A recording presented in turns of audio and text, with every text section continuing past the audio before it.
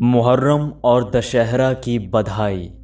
साधो, मुहर्रम और दशहरा एक ही दिन हो और शहर सांप्रदायिक मामले में नाजुक हो तो 15 दिन पहले से पुलिस और प्रशासन घबराने लगते हैं।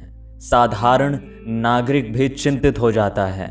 जिला शासन ऊपर भयंकर रिपोर्ट भेजता है कि शहर में बड़ा तनाव है। ये इसलिए किया जाता है कि ये पर्व शांति से निकल जाए तो राजधानी में राजनीतिक मालिकों पर ये प्रभाव जमे कि हालात तो बड़ी खराब थी, कुछ भी हो सकता था, मगर सक्षम और विशेष बुद्धिमान अफसरों ने शांति से निपटा दिया। सरकारी नौकरों में ये तरकीबें चलती हैं। खरगोश की घेराबंदी के लिए 2-3 बटालियनें लगा देते हैं और बाद में अखबारों में लंबा समाचार छपा देते हैं कि 5 शेरों की घेराबंदी की थी मगर वे भाग निकले। साधो, जब मुहर्रम और दशहरा शांति से निकल जाते हैं तब एक दूसरे की पीठ ठोकते हैं, खुद अपनी पीठ भी ठोकते हैं। नागरिक चैन की सांस लेता है, पुलिस और शासन की तारीफ करता है। साधो, मेरा शहर 2 विशेषणों से विभूषित है। विनोबा भावे ने इसे संस्कार धानी कहा था और पंडित नेहरू ने गुंडों का शहर। तो यहाँ के नेताओं पर तथा शासन पर दोहरी जिम्मेदारी आ जाती है, दोनों की बात निभाने की। इसलिए कभी इस शहर की छवि संस्कारशील बनाई जाती है और कभी गुंडागर्दी की।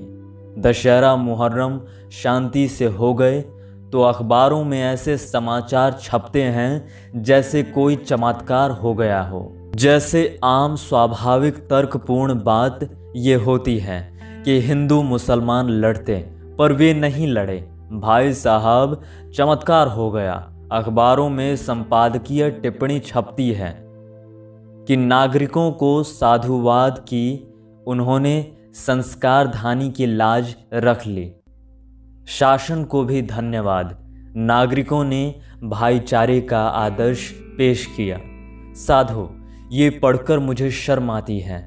शर्म इसलिए आती है कि हम इतने गिर गए हैं कि हमने सांप्रदायिक झगड़े को सहज घटने वाली घटना मान लिया है, एक जरूरी राष्ट्रीय प्रक्रिया मान लिया है।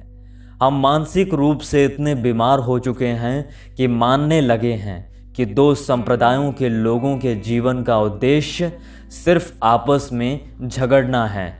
हमारे मन में बहुत गहरे में जहर है, हमें इसका आभास नहीं है। इसलिए जब दंगा नहीं होता तो हम इसे चमत्कार मानते हैं। मगर साधो, नागरिकों को बधाई क्यों देना?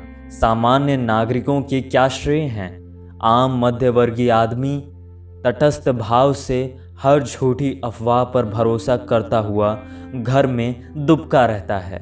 उसका रोल कुल इतना है कि वो डरे, नफरत करे और अफवाह फैलाए। साधारण नागरिक न दंगा शुरू करता न उसमें हिस्सा लेता।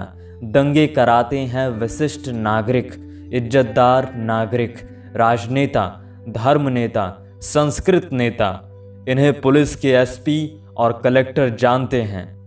ये लोग ही दंगे की योजना बनाते हैं। ये दंगे कराए हुए अनुभवी लोग हैं। इनके ऊंचे राजनीतिक संबंध हैं। ये अपनी पार्टियों के नेता हैं। हमारे लोकतंत्र की ये ट्रेजेडी और कॉमेडी है कि कई लोग जिन्हें आजन्म जेल खाने में रहना चाहिए, वे जिंदगी भर संसद या विधानसभा में बैठते हैं। साधो, चोरों, गुंडों, चक्कों, जुआरियों, अपराध कर्मियों को तो शासन त्योहार के पहले जेल में डाल देता है, ये ठीक है, मगर दंगे में इनका काम बाद में शुरू होता है। पहला काम है दंगा शुरू कराना। इन्हें पुलिस अफसर जानते हैं, कलेक्टर जानते हैं, मगर ये कभी जेल में बंद नहीं किए जाते। ये वे लोग हैं जो हिसाब लगाते हैं कि कब दंगा कराने से राजनीतिक फ़ायदा होगा, किनके आर्थिक हित साधे जाएंगे। यही तय करके बताते हैं कि कैसी वारदात करके कैसी अफवाहें उड़ाकर उत्तेजना पैदा करना है। ये बिना मौके कभी दंगा नहीं कराते, मौका तय करके कराते हैं। इसलिए नागरिकों को अपनी और एक दूसरे की पीठ ठोकना मुझे हंसी की बात लगती है। दंगे के देवताओं को दंगा नहीं कराना था तो नहीं हुआ।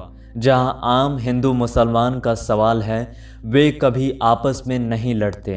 साधु, हैदराबाद में बार बार दंगा यही बड़े लोग कराते हैं। पिछले दंगे के पहले मुख्यमंत्री रामाराव ने इत्तेहादुल मुसलमान के नेता को राजी कर लिया था कि वे हैदराबाद बंद का आह्वान वापस ले लें, मगर उन्हें फुसलाकर ले गए अन्य विधायक रॉक कैसल 5 सितारा होटल। वहां उन्हें समझाया कि तुम अपनी राजनीतिक आत्महत्या कर रहे हो, अरे बंद करवाओ। वे बहक गए। शहर बंद और दंगा चालू। वे विधायक जिन्होंने दंगा कराया आगे मंत्री होंगे।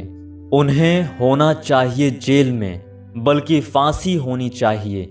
साधो, दंगे के आसार देखें तो सांप्रदायिक संगठनों के नेताओं, कुछ राजनेताओं, कुछ काले धंधे वालों को जिला अध्यक्ष और एसपी बुलाकर कहें, हमें ऊपर से सरकार ने पूरी छूट दे रखी है कि हम चाहे जिस तरह दंगा रोकें। आप लोगों को हम खूब मानते हैं, आप इज्जतदार हैं और आप दंगा कराते हैं।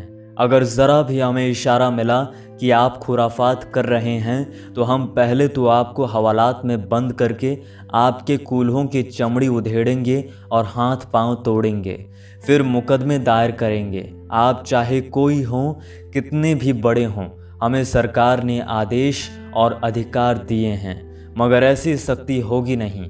दंगे होंगे, तुम और हम अफवाहों के चक्कर में पड़ेंगे। साधो, अफवाह ऐसी होती है।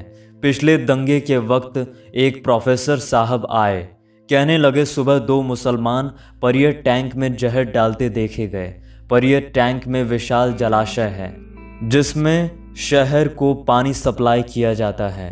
उस विशाल जलाशय में 2 आदमी जहर डाल रहे थे। मैंने प्रोफेसर साहब से पूछा, इतने बड़े टैंक के लिए कितना जहर लगेगा? 2-4 टन से कम तो नहीं लगेगा। फिर उसे सारे जलाशय में फैलाने का इंतज़ाम करना होगा। ये 4-5 दिन का काम है कई लोगों का, तब वो पानी जहरीला होगा। और आप कहते हैं 2 आदमी जहर डाल रहे थे। आप बुद्धि और तर्क से काम क्यों नहीं लेते? साधो, अफवाह बुद्धि को भ्रष्ट कर देती है। अभी अपने को बधाई मत दो, पीठ मत ठोको, आगे चुनाव आ रहे हैं।